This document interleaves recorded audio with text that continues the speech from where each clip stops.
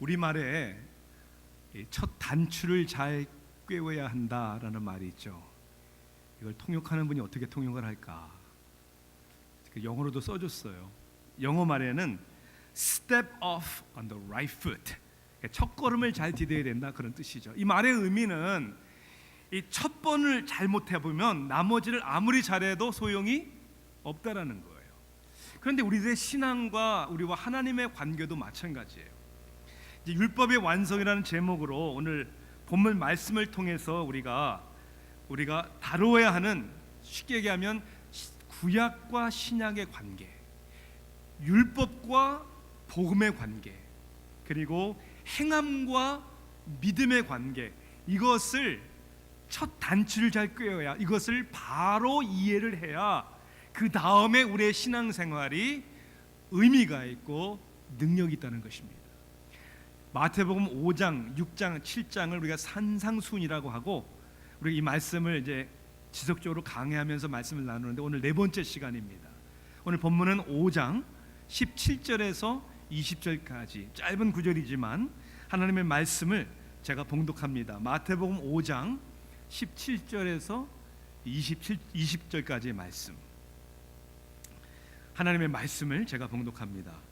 내가 율법이나 선지자를 폐하러 온 줄로 생각하지 말라. 폐하러 온 것이 아니요 완전하게 하려 함이라. 진실로 너에게 이르노니 천지가 없어지기 전에는 율법의 1.1획도 결코 없어지지 아니하고 다 이루리라. 그러므로 누구든지 이 계명 중에 지극히 작은 것 하나라도 버리고 또 그같이 사람을 가르치는 자는 천국에서 지극히 작다 일컬음을 받을 것이요 누구든지 이를 행하며 가르치는 자는 천국에서 크다 일컬음을 받으리라. 내가 너에게 이르노니 너희 의가 서기관과 바리새인들보다 더 낫지 못하면 결코 천국에 들어가지 못하리라. 아멘.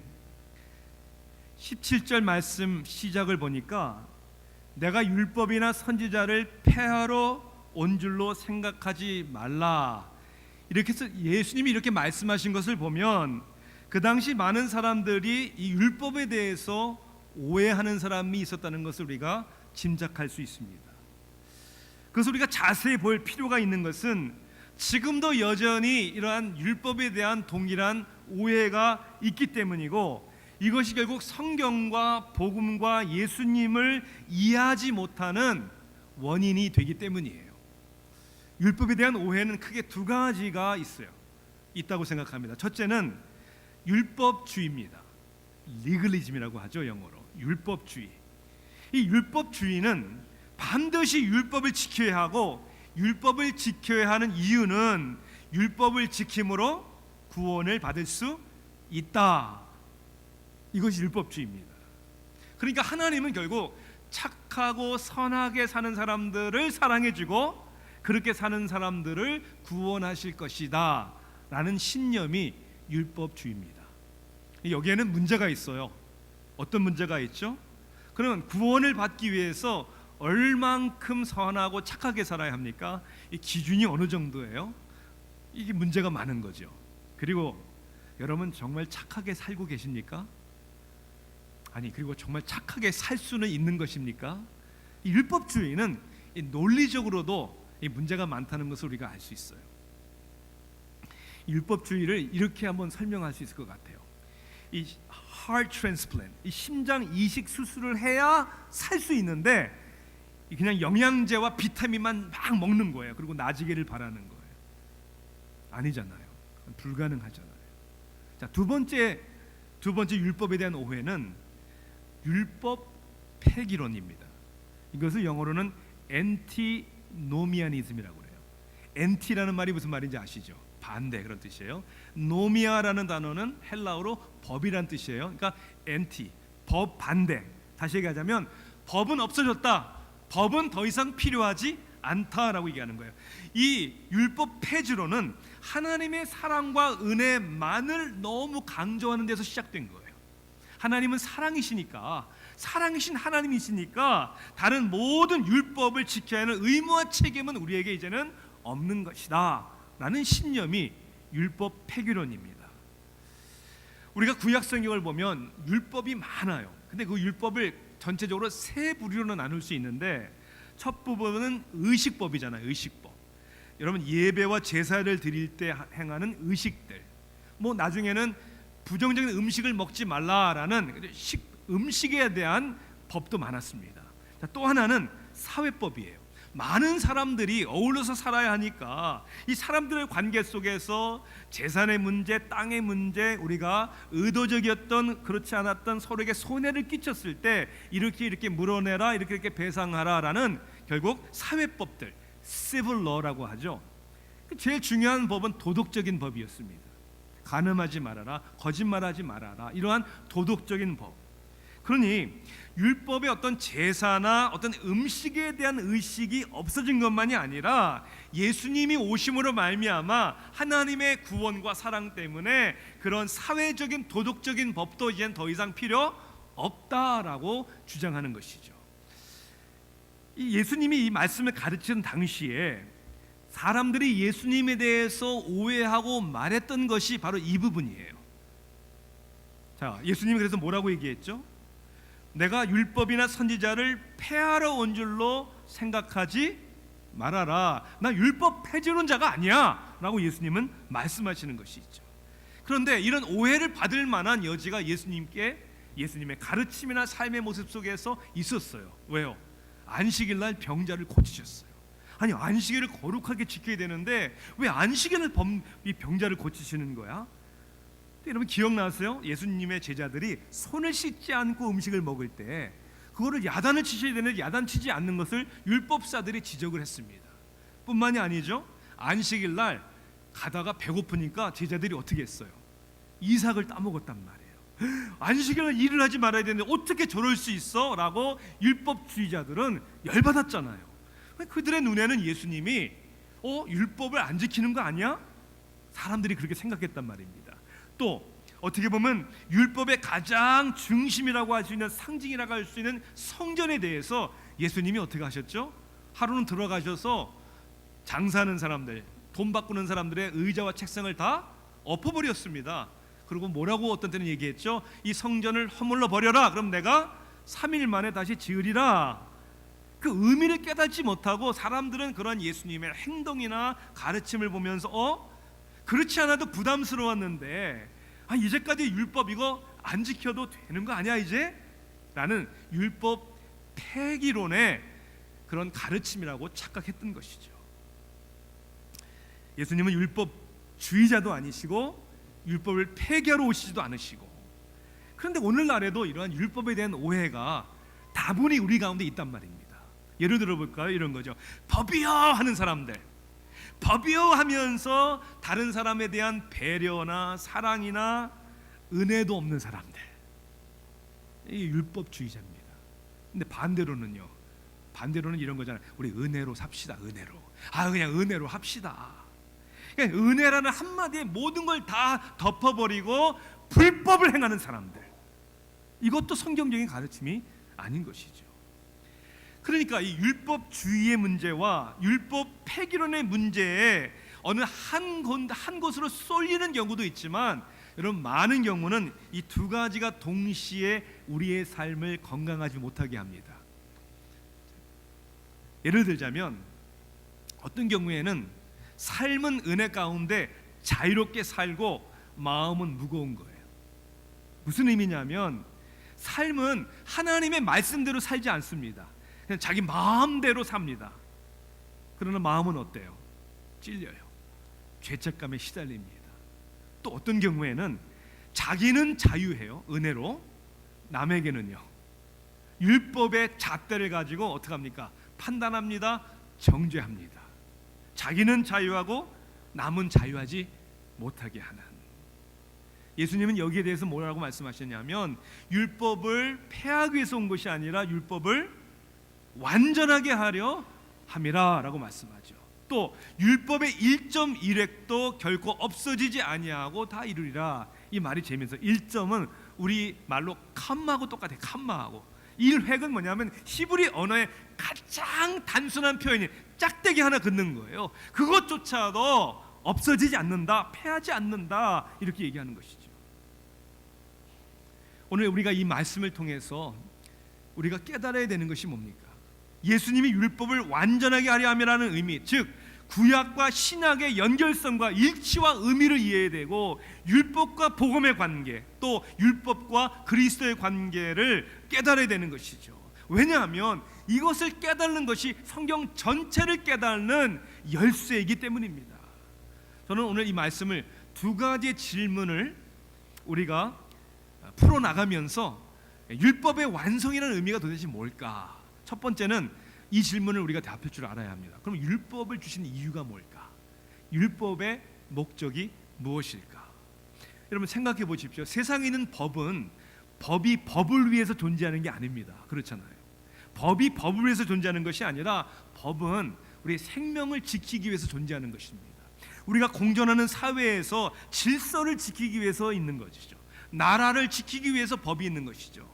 그러니까 하나님이 주신 율법은 그 율법 자체가 중요한 것이 아니라 그 율법을 통하여 이루시고자 하는 목적이 중요한 것이죠. 우리는 크게 세 가지의 목적을 얘기할 수 있어요. 첫째는 율법을 주신 목적은 율법을 통해 하나님의 사랑과 공의를 드러내 주시는 겁니다. 뭘 드러내 주신다고요? 하나님의 사랑과 하나님의 공의. 자, 하나님의 사랑의 의미란 우리를 위하시고 우리를 보호하시고 그 율법 가운데 우리에게 축복을 주시기 위해 주신 것이라는 것이죠. 자, 우리가 이제 묵상합니다. 지금 성경의 무슨 책을 묵상하고 있죠? 지금 멍하신 분들은 빨리 회개하시고 민수기를 묵상하고 있어요. 민수기를. 자, 민수기라는 제목의 의미가 뭐예요? 민수기, 백성들을 세다 그런 뜻 아니에요? 영어로는 numbers예요. number, 숫자다 이런 뜻이에요. 근데 민수기는 이제 가나안 땅을 가기 위해서 홍해를 건너서 광야에 이제 방황하는 시작으로부터 가나안 들어가기까지의 38년 동안의 이스라엘 백성들의 방황의 시기를 기록한 책이에요. 그리고 거기에는 두 번의 백성을 계수하는 역사적인 사건이 나옵니다. 처음에 계수하고 그 다음에 나머지 38년을 지난 후에 불순종한 백성은 다 죽고 이제 가나안에 들어가기 전에 숫자를 두 번째 계수를 합니다. 뭐 거기에 대해서 우리가 구체적인 말씀을 시간적으로 지금 나눌 수 없고, 자, 그런데 첫 번과 두 번째 계수한 숫자가 비슷해요. 특별히 전쟁에 나갈 수 있는 남자의 숫자가 약 몇 명 정도 되었습니까? 60만이 좀 넘었어요. 여러분 생각해 보세요. 전쟁에 나갈 수 있는 남자의 수가 60만 명이면 그럼 전체 인구가 도대체 몇 명이라는 거예요? 노인들, 여성들, 그리고 어린 아이들을 포함하면 최소한 200만에서 300만 정도의 인구를 얘기할 거예요. 여러분 200만에서 300만 되는 도시도 얼마나 복잡합니까? 그런데 이들의 삶은 어땠습니까? 가만히 한 곳에 머무르질 않았어요. 38년 동안을 계속 하나님이 인도하시는 대로 광야를 뺑뺑 돌았단 말입니다. 그러니 얼마나 복잡하고 얼마나 사람들이 모인 곳에 문제가 많았겠습니까? 그래서 그곳에 질서가 있게 하고 그리고 사람들이 공존하며 서로 함께 살라고 법을 주신 것이죠. 예수님께 가장 큰 계명이 뭡니까? 라는 율법사의 질문에 뭐라고 대답하셨죠? 하나님을 사랑하는 것 첫째, 둘째는 이와 같으니 내 이웃을 내 몸처럼 사랑하라. 그래서 율법과 선지자의 모든 가르침, 강령이 이 두 가지에 달려 있다라고 말씀하셨잖아요. 그러니까 율법을 주신 것은 사랑 때문이에요. 하나님을 사랑하라고, 서로를 사랑하라고, 우리를 사랑하셔서 주신 거예요. 그럼 공의의 문제는 뭐예요? 공의의 문제. 여러분 세상의 법도 마찬가지 아닙니까? 우리가 서로 공존하기 위해서 질서를 유지하기 위해서 법이 있는데 사람이 법을 어기면 어떻게 되는 겁니까? 아니 어떻게 해야 됩니까? 은행을 강도질한 범인을 우리가 어떻게 해야 하죠? 잡아야죠. 잡아서 어떻게 합니까? 처벌해야죠. 만약에 은행 강도를 잡지도 않고 처벌하지도 않으면 이 세상에 나만할 은행이 하나도 없습니다. 여러분 돈 다 뺏어갈 거예요. 그래서 법을 어긴 사람은 어떻게 해야 돼요? 잡아야 돼요. 처벌해야 돼요. 하물며 하나님은 사랑의 하나님이시기도 하지만 공의의 하나님이시라는 거예요. 그래서 율법을 통해서 하나님은 죄를 미워하시는구나. 그리고 하나님은 반드시 죄와 죄인을 심판하시는구나. 그래서 하나님의 사랑과 공의를 율법을 통해서 깨달는다는 것이죠. 두 번째는 율법의 목적은 그 가운데 인간의 한계와 죄악성을 깨닫게 해준다는 거예요. 하나님이 주신 법을 지켜야 되는데 잘 지키지 못합니다. 왜 지키지 못하죠? 첫째는 우리의 능력의 문제이기도 합니다. 우리 인간의 한계의 문제잖아요. 연약하기 때문에. 그러나 또한 우리 인간의 죄악성의 문제이기 때문에 그래요. 연약함의 문제는 이거 아니에요. 다 아는데, 그렇게 해야 되는 거 아는데 그렇게 할 수 없는 거예요. I cannot do it. 연약하니까. 두 번째 문제는 하고 싶지 않은 거예요. I don't want to do it. 그거 하려면 손해되니까, 그거 내 자존심이 상하니까, 내가 사과해야 되는데, 잘못했다고 말해야 되는데, 정직하게 살아야 되는데 내가 손해될까 봐 하고 싶지 않은 거예요. 이것이 인간의 죄악의 문제라는 것이죠. 이걸 간단히 설명하자면 이게 아닐까요?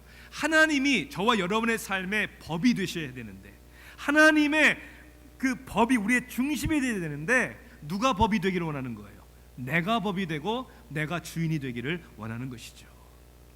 예수님 당시에 그래도 가장 율법을 잘 지킨다고 하는 사람들이 누구였습니까? 바리새인들이요, 서기관들이요. 여러분, 이들은요 어느 정도였냐면 율법을 달달달달 외웠던 사람들입니다. 여러분 물어볼게요. 여러분 10계명 순서대로 다 암송할 수 있습니까? 제가 보기엔 80%는 못합니다. 평생 교회를 다녔는데 못해요. 뭐 암송도 못하는데 잘 지키겠나? 우리 스스로 이렇게 반성해 봅니다. 그런데 바리새인들, 율법사들은요 율법을 다 외웠어요. 그리고 자기 나름대로는 최선을 다해 지키려고 노력을 했습니다. 그런데 왜 바리새인들의 의의를, 그들을 향하여 예수님은 정죄하고 왜 예수님은 그들을 싫어하셨을까? 그 율법사들의 그 의의는 몇 가지의 큰 문제가 있었습니다. 첫째는 동기가 불순한 문제였어요. 우리가 율법을 지키는 것도 중요하지만 왜 지켜야 하느냐가 더 중요한 거예요. 그들은 왜 율법을 지켰습니까?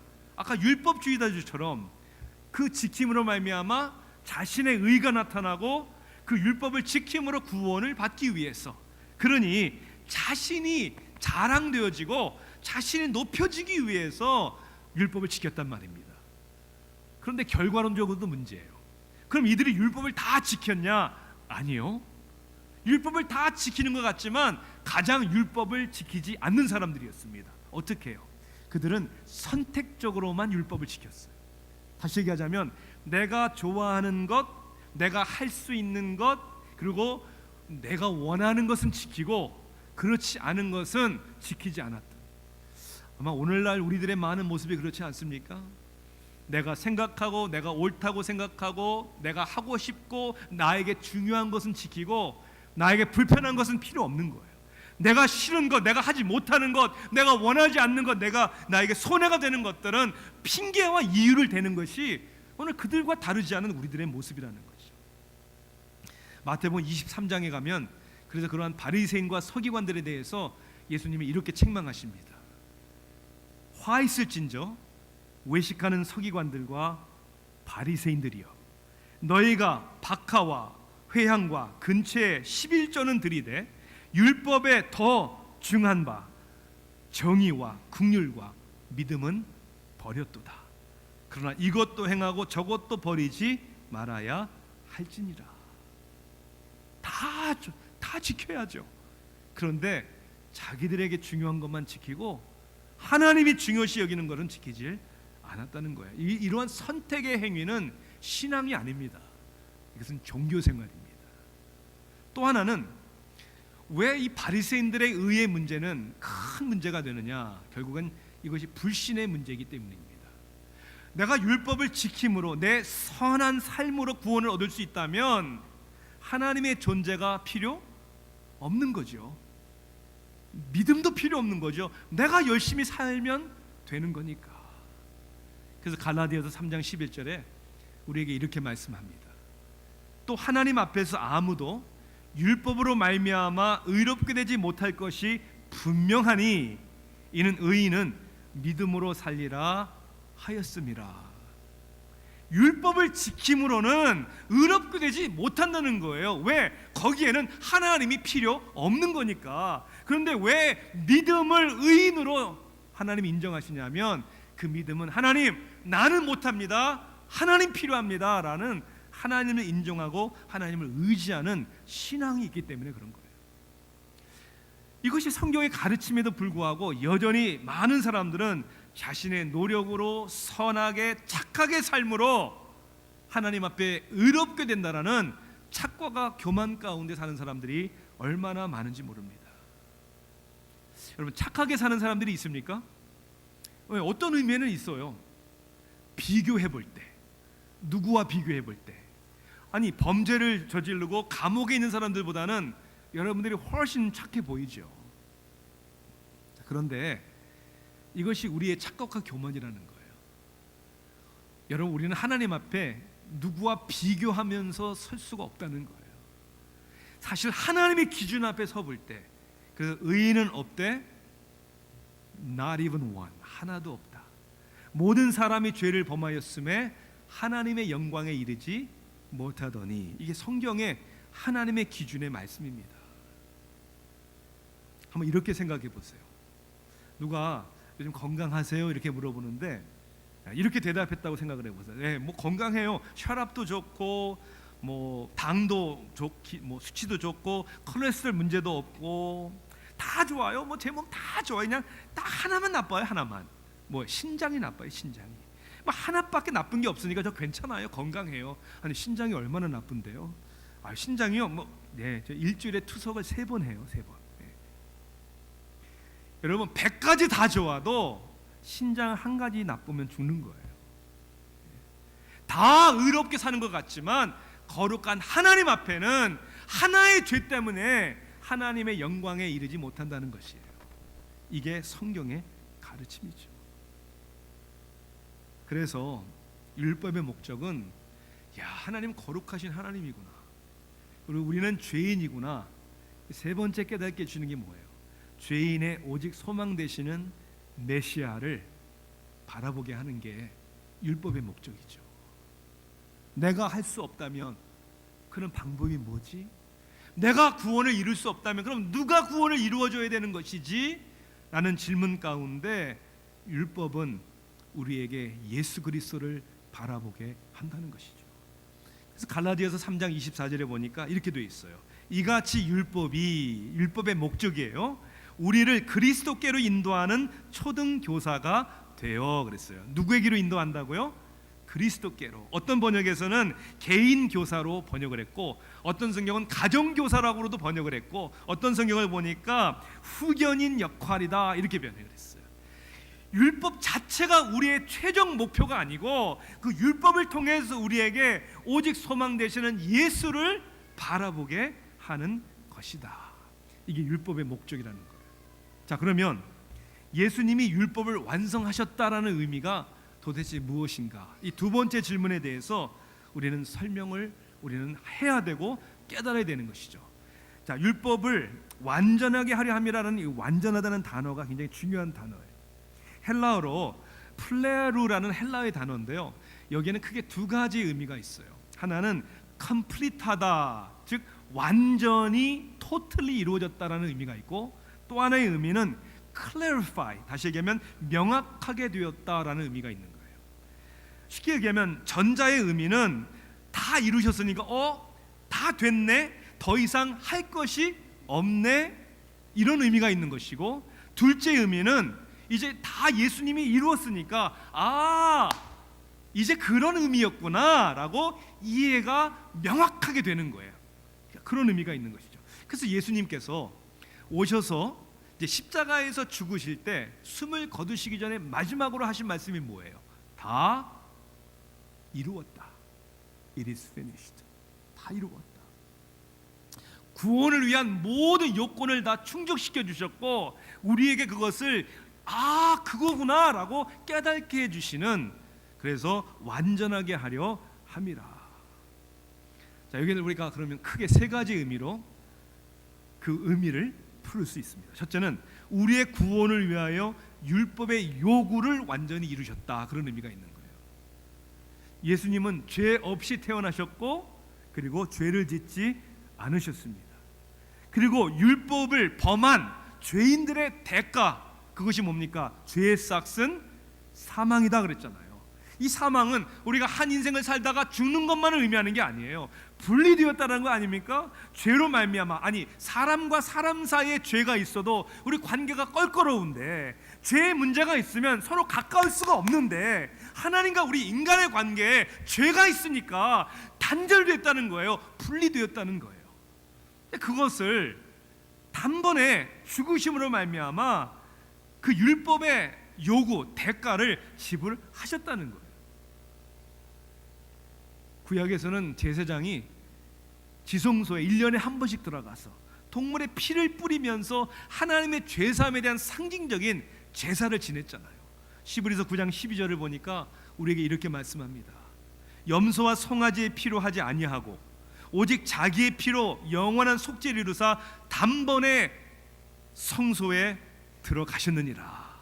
예수님이 단번에 자신의 피를 흘리시고 죽으심으로 모든 율법의 요구를 충족시켜 주셨다는 거예요. Paid in full, 다 지불했다라는 게 다 이루었다의 원어의 의미입니다. 두 번째는 그러므로 우리를 율법의 정죄로부터 자유케 해주셨다. 더 이상 죄의식과 죄책감 가운데 있지 아니하고 우리를 자유케 하셨다. 로마서 8장 1절 2절에는 이렇게 말씀합니다. 그러므로 이제 그리스도 예수 안에 있는 자에게는 결코 정죄함이 없나니 그리스도 예수 안에 있는 성령의 생명의 법이 죄와 사망의 법에서 너를 해방하였습니다. 예수님의 구속의 역사 전에 있는 우리에게는 죄와 사망의 법 아래 죄책감에 시달려 있는데, 그런데 성령의 생명의 법이 우리를 완전히 자유케 하셨다, 이렇게 말씀하고 있습니다. 뿐만 아니라 세 번째는 우리를 율법을 지키게 하신, 그것이 완전히 이루었다는 뜻이죠. 예수님께서 20절 마지막에 우리에게 이렇게 굉장히 부담스러운 말씀을 하세요. 뭐라고 말씀하셨죠? 서기관과 바리새인보다 우리의 의가 낫지 아니하면 어떻게 된다고요? 결코 천국에 들어가지 못하리라. 아니 그러면 천국에 들어가는 것이 무슨 조건적인 것이냐, 그런 의미가 아닙니다. 여기서 예수님이 얘기하시는 의는 결국은 퀀티티, 양의 문제가 아니고 퀄리티, 질의 문제입니다. 누가 누구보다 좀 더 착하게 선하게 사느냐가 아니라 완전히 다른 모양의 의라는 거예요. 바리새인들은 구원을 얻기 위해서 선을 행했지만 우리는 구원을 이미 받았기 때문에 선을 행하는 것이고, 그들은, 율법주의자들은 두려움 가운데, 내가 이거 하지 않으면 멸망받으면 어떡해? 라는 두려움 가운데 행하지만 우리는 사랑 가운데, 감사 가운데 땡큐 하면서 기쁨으로 우리 마음에서 우러나는 선행의 삶을 사는 것이죠. 또한 바리새인들은, 율법주의자들은 자신의 의지와 노력에 의해서 선을 행하는 것이지만 우리 하나님의 은혜를 받은 사람들은 그 사랑의 강권하심으로 그리고 성령의 도우심으로 선하고 착한 삶을 살게 되는 것이죠. 자, 어떻게 우리로 하여금 이 율법을 지키게 하십니까? 먼저 우리에게 마음을 주시잖아요. 우리에게 소원을 주시는 거예요. 다시 얘기하자면 율법주의는 무엇을 얻기 위해서, in order to, 그런데 우리는 because, 왜냐하면 하나님이 먼저 우리를 사랑해 주셨기 때문에.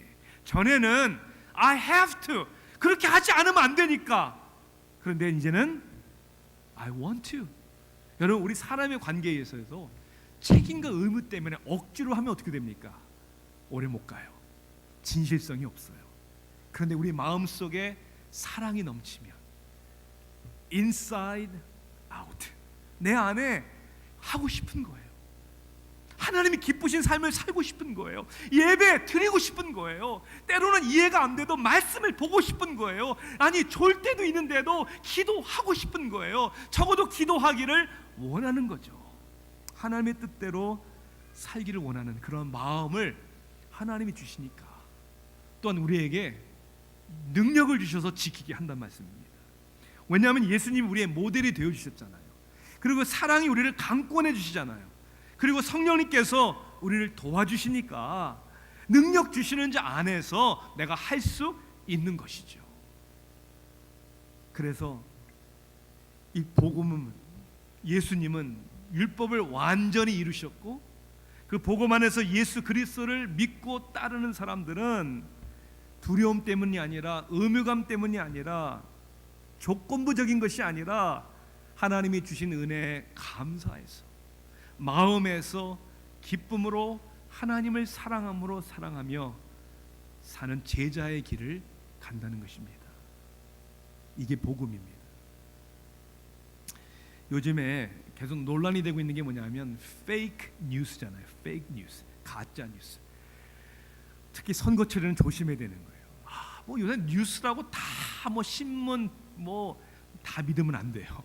가짜가 너무 많아요. 가짜가 반드시 검증해야 됩니다.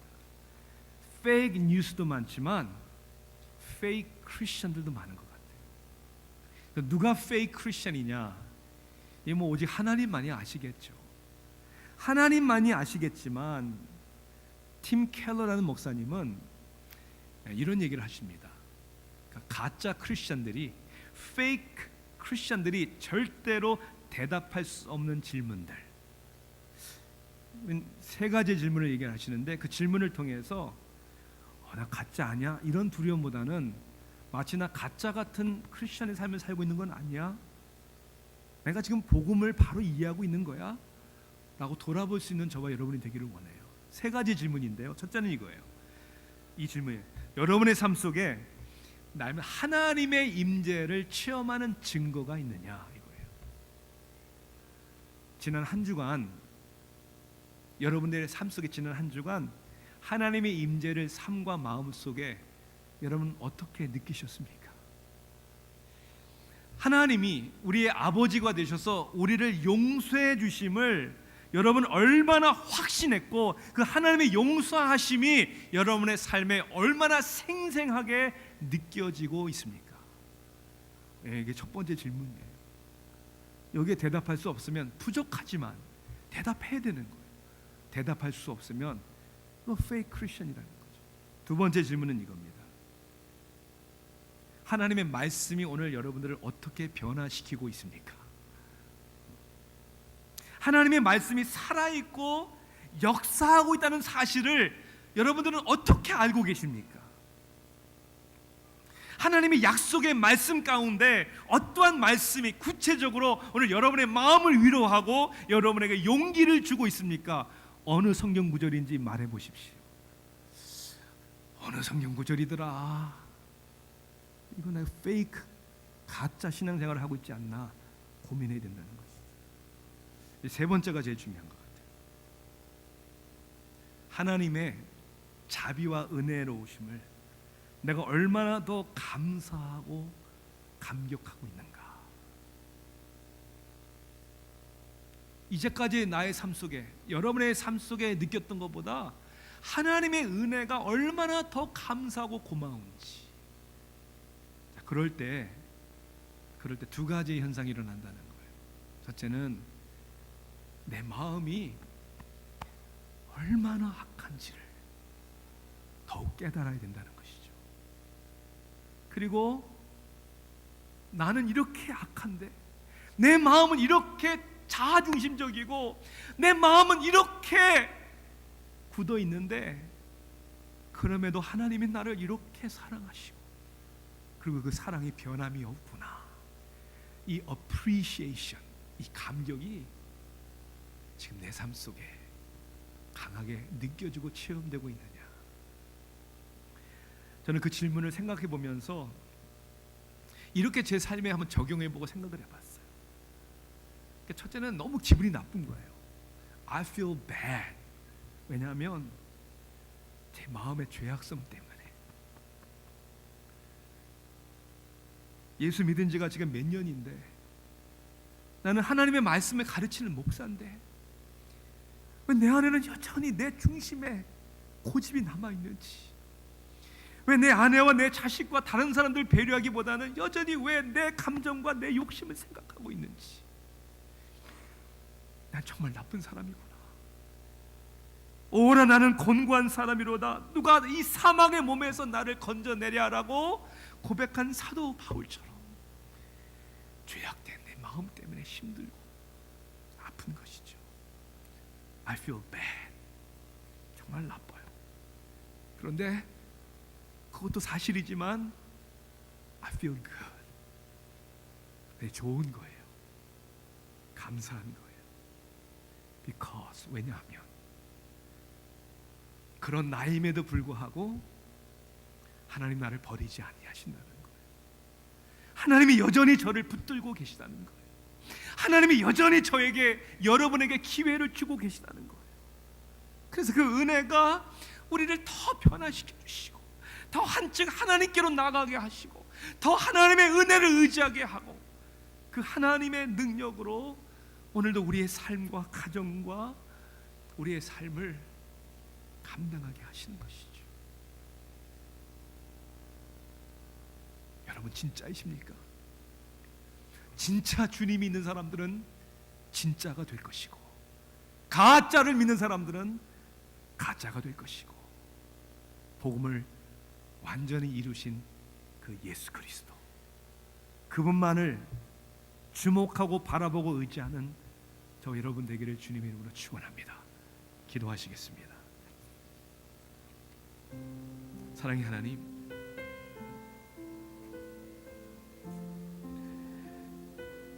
순간순간마다 하나님의 말씀의 기준 앞에 내 마음의 부끄러운 상태를 보게 됩니다. 성령님께서 죄에 대해, 의에 대해, 심판에 대해 책망하실 때마다 나 같은 죄인이라는, 그럼에도 불구하고 나 같은 죄인 살리신 그 은혜가 너무 놀라워. 오늘도 나의 나됨이 하나님의 은혜임을 발견하게 하시고, 그 은혜의 통로가 되게 하시며, 오늘도 하나님 앞에 그 은혜를 더욱 경험하기 위하여 담대히 나가게 하심을 믿습니다. 하나님, 우리 아틀란타 새교회를 이 복음 안에서 은혜 공동체가 되게 해주세요. 우리의 가정이 이 하나님의 은혜가 충만한 가정이 되게 하여 주시옵소서.